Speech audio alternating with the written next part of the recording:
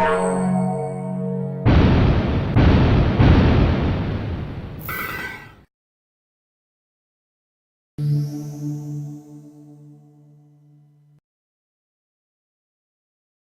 the Northeastern United States, there are approximately more than 1,000 different species of mold.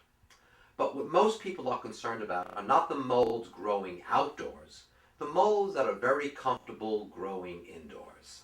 And the types that are of the biggest concern are from the genus Aspergillus, the genus Penicillium, and the genus which is called Stachybotrys, which is also known as the black mold.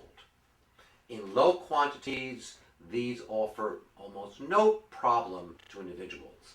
When they grow indoors and in large quantities, the spores that they produce and the mycotoxins, meaning the chemicals that the molds produce as a self-defense mechanism, can be harmful to people who have sensitivity to these particular materials, as well as to people who have no overt allergies, but in high concentration, these molds will produce irritant effects as well as sinusitis-like symptoms.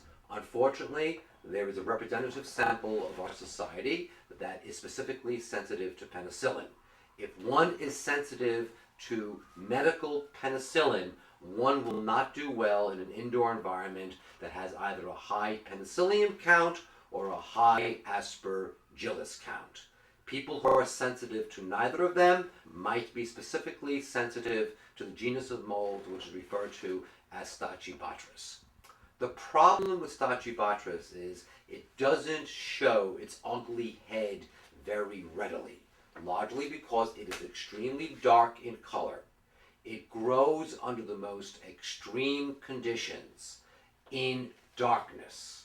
When Stachybotrys is not visible to the naked eye or other bulk sampling testing, but it shows up in quantity in an air sampling, it generally means it is growing somewhere in very high quantities that is not visible to the naked eye.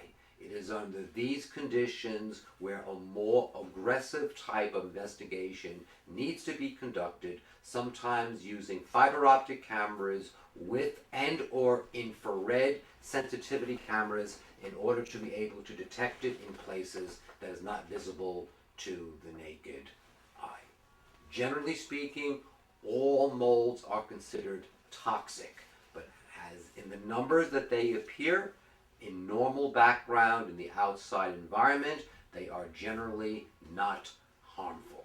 It is only in the indoor environment where the concentrations tend to grow very high because there are no natural predators around that feed on these materials, then they can become a serious health hazard.